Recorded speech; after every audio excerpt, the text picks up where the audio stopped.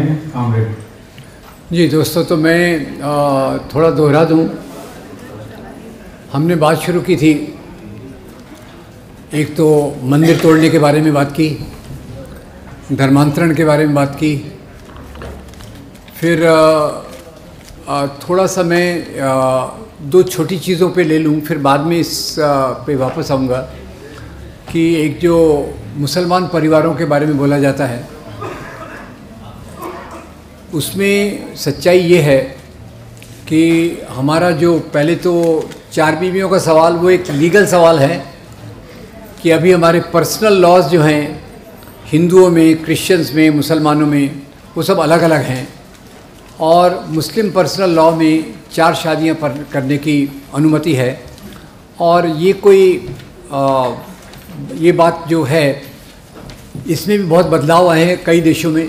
जहाँ भी मुस्लिम औरतों ने संघर्ष किया है, उन्होंने अपने संघर्षों के माध्यम से इस प्रकार की चीज़ को बदलाव लाया है। पर अगर आप सेक्स रेशियो देखिए, सेक्स रेशियो आपने मेरे ख्याल से वो आमिर खान का सत्यमेव जयते कईयों ने देखा होगा। सत्यमेव जयते का पहला एपिसोड में वो स्त्री भ्रूण हत्या पे जो है, तो उसमें भी उनका वो है सेक्स रेशियो के नाम से वो शुरू करते हैं। तो आपको पता है कि भारत में एवरेज सेक्स रेशियो कितना है? एवरेज 930 940 के बीच में चलता है। सबसे कम कौन से राज्य में है? हरियाणा। और सबसे ज़्यादा कहाँ है?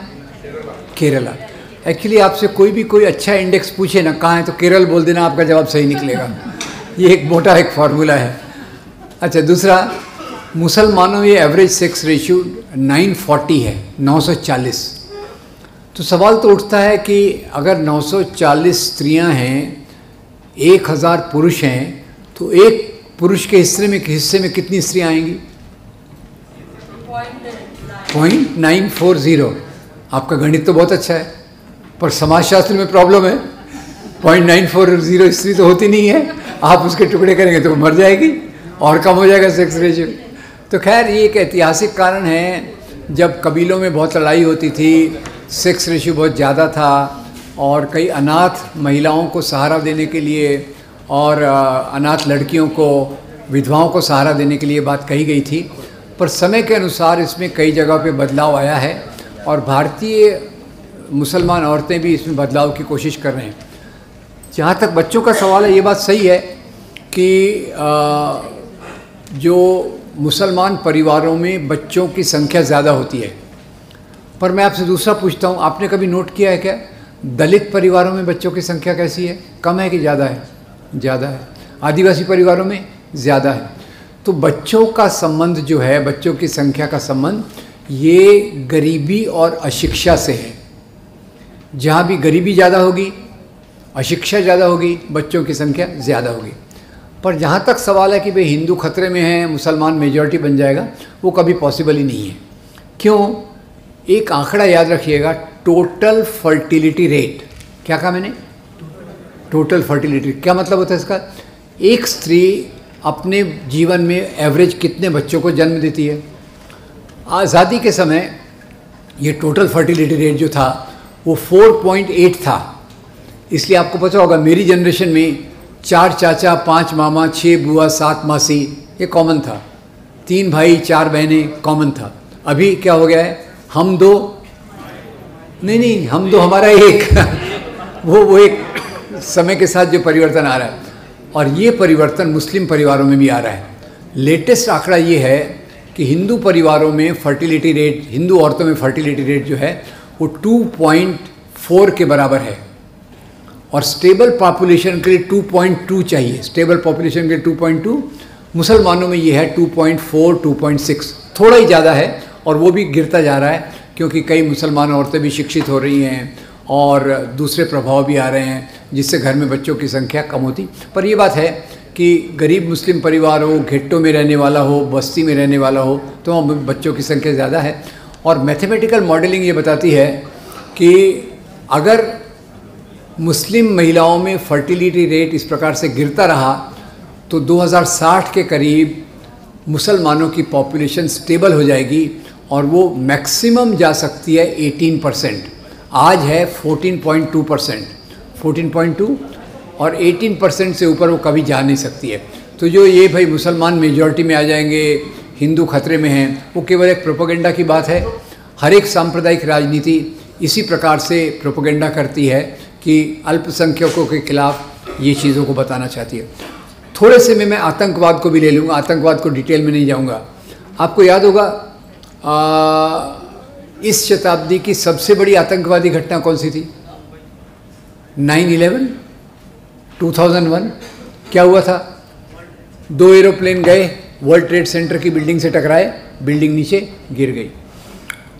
उसके बाद ओसामा बिन लादेन ने एक वीडियो जारी किया और कहा मैं बहुत खुश हूँ, ये बहुत अच्छा हुआ और ऐसा और होना चाहिए। अब ये बिल्डिंग का नाम आप ज़रा दोहराएंगे, क्या था? तो इसमें जो लोग मारे गए इसके हमले में, वो लोग कौन से देश के थे? सभी देशों के। बिल्डिंग का नाम वर्ल्ड ट्रेड सेंटर। कौन से धर्म के? सभी धर्म के। गुनाहगार थे कि बेगुनाह थे? बेगुनाह थे। और कुरान में तो लिखा है क्लियर, 5:32 में लिखा है कि अगर आप एक भी व्यक्ति, बेगुनाह व्यक्ति को मारते हो तो पूरी इंसानियत को मारने के समान है। ये कुरान में लिखा है। तो वो भी मैं सेलेक्टिव नहीं बता रहा, पूरे उसके बारे में बताऊंगा। दूसरा आप देखिए, ये आतंकवाद की प्रक्रिया जब कब से ज़्यादा सामने आई है? 9/11/2001। 9/11/2001 में आई और उसके पीछे का कारण मैं आपको बताना चाहता हूँ। पहले दुनिया में 2 सुपर पावर थे। कौन कौन से? अमेरिका और रशिया, ठीक है। और अमेरिका ने वियतनाम पे हमला किया तो जीता कौन? वियतनाम के लोग या अमेरिका? वियतनाम के लोग। वियतनाम के लोग ने जब अमेरिका की फ़ौज को हरा दिया, अमेरिका की फ़ौज का मनोबल गिर गया। अब हुआ क्या, बाद में रशियन आर्मीज़ ने अफ़गानिस्तान को ऑक्यूपाई किया। उस समय अमेरिका उसका जवाब देना चाहता था, पर अमेरिका खुद की फ़ौज भेज नहीं सकता था। क्यों नहीं भेज सकता था? हर जगह तो भेजता है, अफ़गानिस्तान में क्यों नहीं भेज सकता था? उस समय वियतनाम के अनुभव के कारण अमेरिका की फ़ौज का मनोबल गिरा हुआ था। तो अमेरिका ने क्या किया, मुस्लिम फंडामेंटलिस्ट ग्रुप, इनको फंडिंग किया। कितना फंडिंग किया? ये CIA के डॉक्यूमेंट में आया है। इन्होंने पाकिस्तान में जो मदरसे थे उनका फंडिंग किया। उसमें से जो सिलेबस अमेरिका में बना था उसके आधार पे Mujahideen, Taliban, al Qaeda, Islamic state खड़ा हुआ। मदरसे कहाँ हैं? पाकिस्तान में। स्पॉन्सर कौन कर रहा है? अमेरिका। सिलेबस कौन बना रहा है? अमेरिका। और अमेरिका ने ये क्यों किया, इसका ज़रा कारण समझिए। इसका कारण मुख्य रूप से ये है कि वेस्ट एशिया को अपनी नज़र के सामने रखिए। वेस्ट एशिया यानी ईरान, इराक, अफ़गानिस्तान, पाकिस्तान, वो पूरा एरिया। यहाँ 3 चीज़ों को ख्याल कीजिए। यहाँ कौन से धर्म के लोग ज़्यादा हैं? कौन से धर्म के लोग ज़्यादा हैं? इस्लाम के ज़्यादा हैं। यहाँ एक खनिज पदार्थ बहुत मिलता है, तेल, और इसी एरिया में आतंकवाद सबसे ज़्यादा है, राइट? तो ये आतंकवाद तेल के कारण है, इस्लाम के कारण है? तेल के कारण है। ये सरल जवाब है। और ये भी आपको बता दूं कि अगर इस्लाम के कारण आतंकवाद होता तो सबसे ज़्यादा आतंकवाद कहाँ हो जाना चाहिए बताइए? सबसे बड़ा मुस्लिम देश कौन सा है? इंडोनेशिया।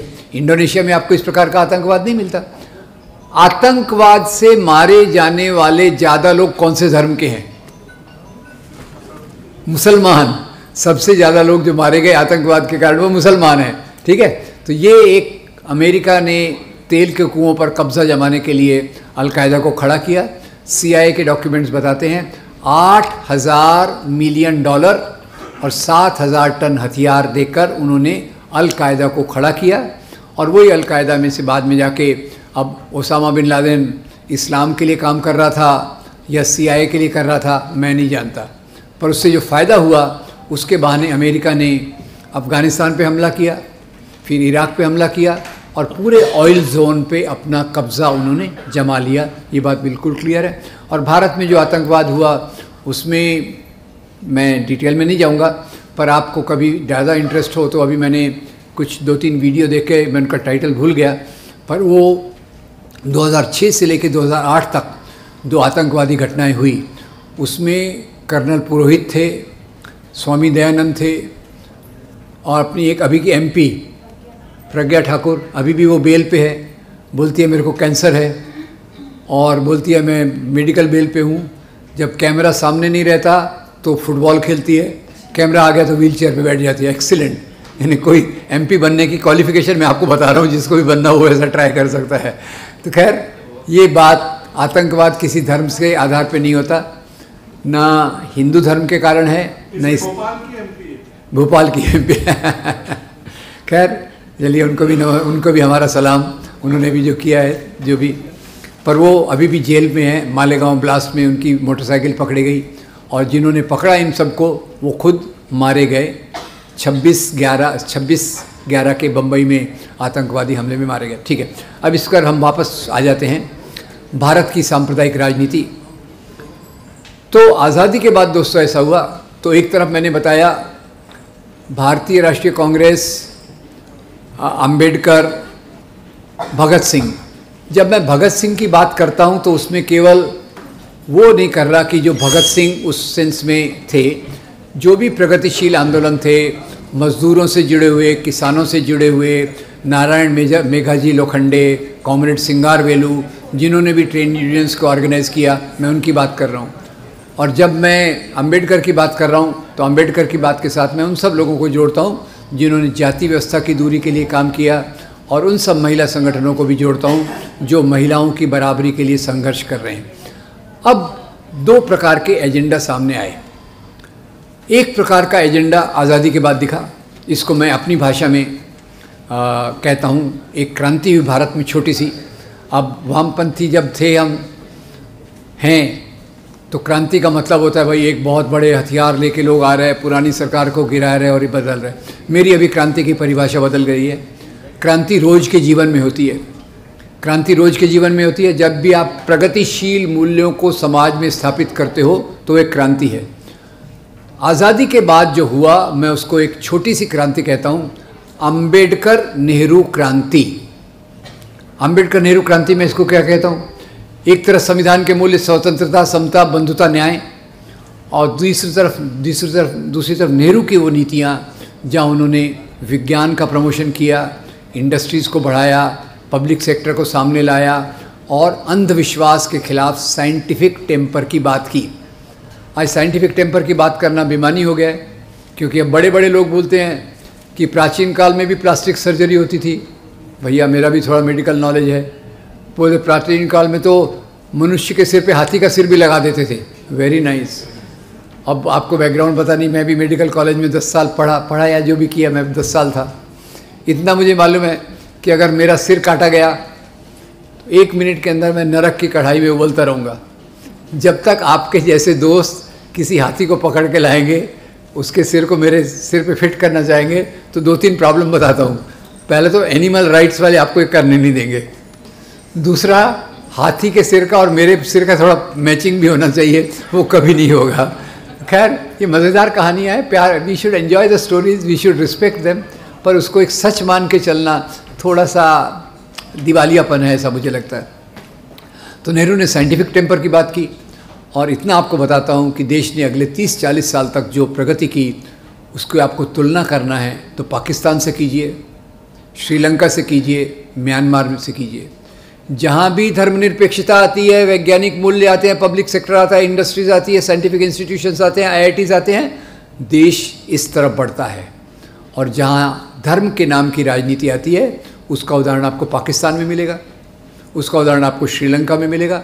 धर्म अलग होगा, पर धर्म के नाम की राजनीति यही मुद्दे उठाती है। तो भारत में भी ये धर्म के नाम की राजनीति ने कौन से मुद्दे उठाए? नेहरू ने कहा हमारे मंदिर IITs में हैं, तो इन्होंने कहा हमारे मंदिर मस्जिदों के नीचे हैं। वो एक बात अपन ने देख ली। दूसरा एक उन्होंने मुद्दा उठाया, गौ हमारी माता है। गौ हमारी माता है, तो पिता कौन हो गया? मैं कुछ नहीं बोल रहा, आप भी जवाब दे रहे हैं, आप ही।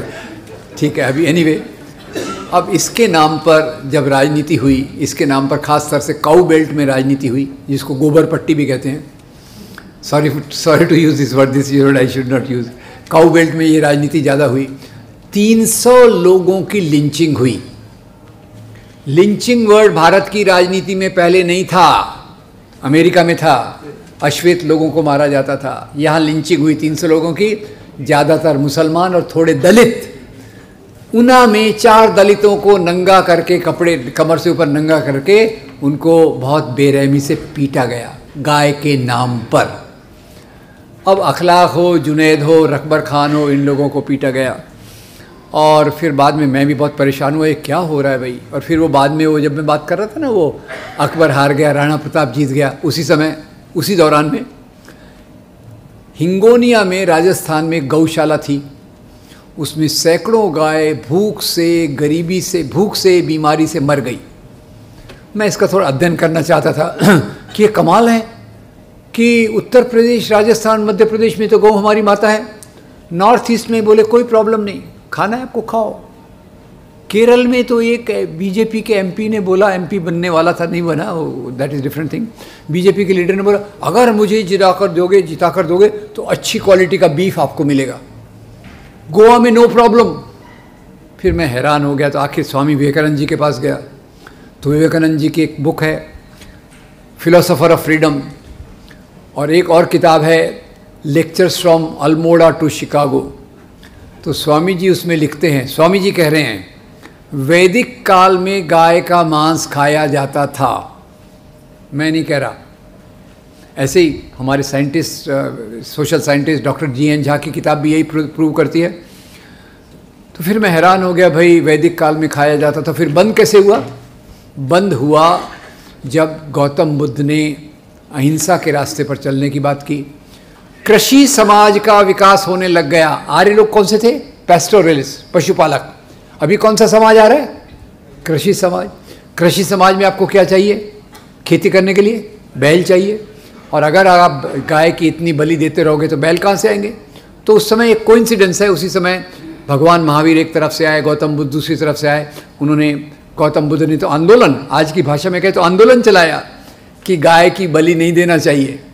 अब इसके बाद क्या हुआ कि अंबेडकर लिखते हैं कि पहले भारतीय समाज में बुद्ध धर्म का आना क्रांति है, और उसके बाद जब बुद्ध धर्म पर हमले हुए पुष्यमित्र शुंग के बाद उसको प्रतिक्रांति कहते हैं, प्रतिक्रांति।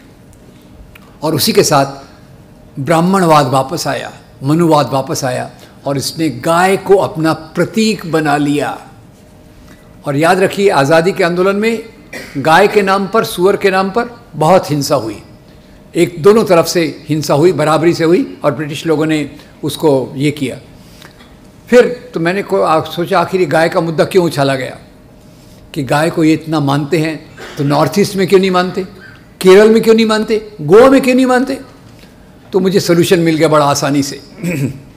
एक मैं बायोग्राफी पढ़ रहा था, वो अपने प्रधानमंत्री की, एक प्रधानमंत्री थे ना जो कविताएं भी लिखते थे, अटल बिहारी वाजपेयी की बायोग्राफी, हार नहीं मानूंगा, विजय त्रिवेदी, पेज 236। अटल जी गए हुए थे अमेरिका लेक्चर टूर पे। लेक्चर देने के बाद खाने का आनंद ले रहे थे, तो उनके पड़ोसी ने कंधे पे थपथपाया, बोले अटल जी आप क्या कर रहे हो, आप जो खा रहे हो तो बीफ है।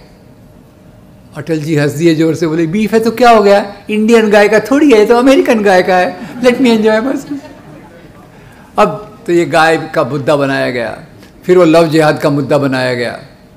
अब लव जिहाद में तो मैं मानता हूँ कि भाई जो रोमांटिक लोग होते हैं वो तो बोलते हैं प्यार कोई सीमाएं नहीं देखता, न जाति की, न धर्म की, न देश की। ऐसा हमने देखा है, खुले समाज में अंतर जातीय विवाह होते हैं, मुसलमान लड़की हिंदू लड़का, मुसलमान लड़का हिंदू लड़की, ऐसे बहुत सारे उदाहरण होते हैं। आपने सुनील दत्त, नरगिस दत्त का सुना होगा, विष्णु भागवत हमारे जो हैं उनकी पत्नी भी मुसलमान थी, ऐसे बहुत सारे खुले समाज में होते हैं। तो इसको उन्होंने फिर एक लव जिहाद के नाम पे इतनी नफरत फैलाई कि राजस्थान में ही एक शंभूलाल रेगर था, वो यही सोशल मीडिया और ये सब पढ़ता रहता था, और तो उसको लगा ये मुसलमान हमारी हिंदू औरतों पे को आकर्षित करने के लिए सब करते हैं। तो उसने एक मुसलमान मजदूर को बुलाया काम करने के बहाने, उसको मारा, उसको जलाया, और अपने भांजे को बोला इसका वीडियो करो, शर्म की बात है। वो वीडियो बनाया, उसने वीडियो वायरल किया और उसके डिफेंस में एक कमेटी बनी कि इसने हमारे धर्म के लिए काम किया। धर्म क्या होता है? धर्म इस प्रकार की बेरहमी, इस प्रकार की गैर मानवीयता नहीं होती। तो खैर, ये वैसे मैं इसके विस्तार में नहीं जाना चाहता, इतना बताना चाहता हूँ कि ये जो लव जिहाद का मुद्दा है, इसमें किसी प्रकार की सच्चाई नहीं है, किसी प्रकार की सच्चाई नहीं है। ऐसा प्रोपोगेट किया गया कि मुसलमान लड़कों को ट्रेनिंग देते हैं, मोटरसाइकिल देते हैं, मोबाइल तो देते ही होंगे, साथ में परफ्यूम भी देते होंगे कि जाओ हिंदू लड़कियों को आकृष्ट करो। अब मैं ऐसे ही एक बार बेंगलोर के लॉ कॉलेज में लेक्चर दे रहा था, क्लास में लड़कियां बहुत थी, तो मैंने कहा ऐसा तो लड़कियों ने बोला ऐसा कैसे हो सकता है? लड़कियों की खुद की अक्ल नहीं है क्या कि भाई वो पहचाने क्या करें क्या नहीं करें? तो ये वास्तव में दो धारी तलवार है। एक तरफ से मुसलमान नौजवानों की बदनामी करना, दूसरी तरफ से हिंदू औरतों पर, हिंदू लड़कियों पर नियंत्रण करने की कोशिश करना कि तुम अपनी मर्ज़ी से नहीं कर सकती हो। और यही काम बजरंग दल जब उत्तर भारत में त्यौहार होते हैं तो घर घर जाके बोलता है अपनी लड़कियों पे कंट्रोल रखो, मोबाइल को चेक किया करो, किसके साथ मिलती है किसके साथ नहीं मिलती। तो ये एक पैट्रियार्की को भी वापस लाने का तरीका है। तो ये जो मुद्दे हैं दोस्तों, ये मुद्दे ज़्यादातर भावनात्मक होते हैं, भावनाएं भड़काने के लिए। मंदिर, हमारे मंदिर को तोड़ा गया, भावनाएं भड़क गई। बेरोजगारी के ऊपर आंदोलन ऐसा नहीं होता। किसानों का आंदोलन 10 महीने चलता रहा कि 12 महीने चलता रहा, 600 किसान मर गए, सरकार के कान पे जूं नहीं रहती, जूं तक नहीं रेंगती। ये उनके एजेंडा में नहीं है। उनके एजेंडा में केवल यही है, कभी इसके नाम पे बहस करो, कभी उसके नाम पे बहस करो और लोगों को इन मुद्दों में भटकाए रखो। और आखिर में 2 चीज़ें मैं कहना चाहूँगा कि आज जो सांप्रदायिक राजनीति है, नंबर 1, ये हमारे समाज के असली मुद्दों से ध्यान हटाना चाहती है। बहुत सारी तथाकथित कल्याणकारी योजनाएं हुई हैं, पर अगर आप देखें तो पिछले 9 साल में गरीबी बढ़ी है, अमीर गरीब के बीच में भेदभाव, खाई बढ़ी है, कॉरपोरेट वर्ल्ड पहले से ज़्यादा पावरफुल हो गया है। ये तो पिछले लेक्चर में शायद आपने देखा होगा। और वो अरुंधति रॉय ने एक बहुत अच्छा लेख लिखा था, आज देश को 4 लोग चला रहे, 2 लोग बेच रहे, 2 लोग खरीद रहे, समझ जाएं आप। तो ये आज की, और कितने सारे लोग, वो अभी लंदन में उसकी शादी हुई ना, हरीश साल्वे, तीसरी मैरिज, तो खैर वो है। और उसमें ज़्यादातर पार्टी अटेंड करने वाले कौन थे? जो यहाँ से संपत्ति लेके भागे, वहाँ वो मैरिज में शामिल हैं, पर हम उनको पकड़ नहीं सकते, हम उनको कुछ कर नहीं सकते। तो ये हमारी आर्थिक व्यवस्था हो गई। बेरोजगारी जितनी आज है पहले कहीं नहीं थी। ये इसलिए दोस्तों कि मुख्य मुद्दों से ध्यान हटाकर ऐसे मुद्दों पर ध्यान समाज का गया है जो गैर ज़रूरी हैं। और मेरी इतनी राय है, जिस भी देश में धर्म के नाम की राजनीति चलती है वो इसी रास्ते पर जाता है। और इस रास्ते पर जाने का मैंने आपको श्रीलंका का उदाहरण दिया, पाकिस्तान तो सबसे ख़राब उदाहरण हमारे सामने खड़ा है। भारत में विज्ञान की प्रगति, साइंटिफिक इंस्टीट्यूशंस की प्रगति, बाकी चीज़ों की प्रगति, आप पाकिस्तान उसमें एक छटाक भी कहीं, एक 5 ग्राम भी उसके सामने खड़ा नहीं होता, क्योंकि उन्होंने शुरू से ही ऐसी नीतियाँ ली। इसी के अंदर लोकतंत्र कमज़ोर होता है, पेपर पे लोकतंत्र चलता रहता है, अंदर से उसको कुरेदा, अंदर से उसको ख़त्म करने की कोशिश की जाती है। और ये सब इसलिए कि इसको 4 अवस्था में हमको समझना पड़ेगा। सबसे पहले है अल्पसंख्यकों के खिलाफ नफरत फैलाना। मंदिर तोड़े गए, धर्मांतरण किया गया, हमारी स्त्रियों पर अत्याचार किया गया, उनके परिवार बड़े होते हैं, हिंदू खतरे में हैं, वगैरह वगैरह। नंबर 1, इसके आधार पे नफरत के आधार पे हिंसा करवाई जाती है। हिंसा होती नहीं है, करवाई जाती है। उसका मैं एक और आपको प्यारा सा एक उदाहरण देता हूँ। प्यारा मतलब आप उसको देख सकते हैं कभी। एक हिंदी में बहुत अच्छा सीरियल आया था उसका नाम था तमस, भीष्म साहनी का 3 सीरियल था। उसमें एक मुस्लिम पॉलिटिशियन, आज़ादी के पहले की बात है, बड़े टाइट अचकन टोपी पॉलिटिशियंस का तो अपना रुतबा रहता है। वो एक दलित, ओमपुरी दलित का रोल प्ले करते हैं। दलित को जाके बोलते हैं ये 5 रुपये ले ले तू और एक सूअर को मार के मस्जिद में डाल दे। तो ओमपुरी पूछता है कि मैं तो इसको सूअर में मार के डाल दूंगा, मुझे कोई प्रॉब्लम नहीं है, मेरे को तो पैसे मिलेंगे, पर आपको क्या मिलेगा? तो पॉलिटिशियन बोलता है तुम भोले हो, तुमको नहीं समझता। तुम जब ये काम करोगे, मैं समाज में नफरत फैलाऊंगा, अफवाह फैलाऊंगा कि हिंदुओं ने सुअर को मार के मस्जिद में डाल दिया, क्या होगा? दंगे होंगे और दंगों में मेरा रुतबा बढ़ेगा। ये तो 3 स्टेजेस में आपको बताना चाहूँगा कि पहला, एक गलत फहमियों को फैलाना, और आज तो उसको बहुत तरीके से किया जा रहा है। फेक न्यूज़ भी आती है, गलत फहमियाँ, सोशल मीडिया, टीवी, गोदी मीडिया, ये सब तो चलता ही है। उसी के साथ साथ कानाफूसी, वर्ड ऑफ माउथ से चलता है।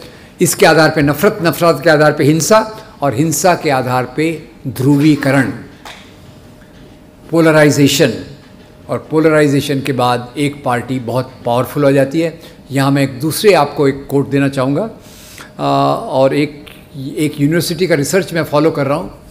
वो यूनिवर्सिटी का नाम है येल यूनिवर्सिटी। आपने पढ़ा है क्या येल यूनिवर्सिटी का? नहीं सुना ना, मैंने नहीं सुना था पहले। मैंने कैसे सुना आपको मालूम है? अपनी वो जो MHRD मिनिस्टर थी ना, सास भी कभी बहू वाली, हाँ स्मृति, हाँ राइट, लोगों ने उसको बोला ये कम पढ़ी लिखी है, तो गुस्से में तमतमा के जैसे बोलती है ना पार्लियामेंट में, मेरे को कम पढ़ी लिखी बोलते हो? अरे मैं तो येल यूनिवर्सिटी से डिग्री लाई हूँ। मैं बहुत इम्प्रेस हो गया, येल यूनिवर्सिटी का रिसर्च फॉलो करने लग गया।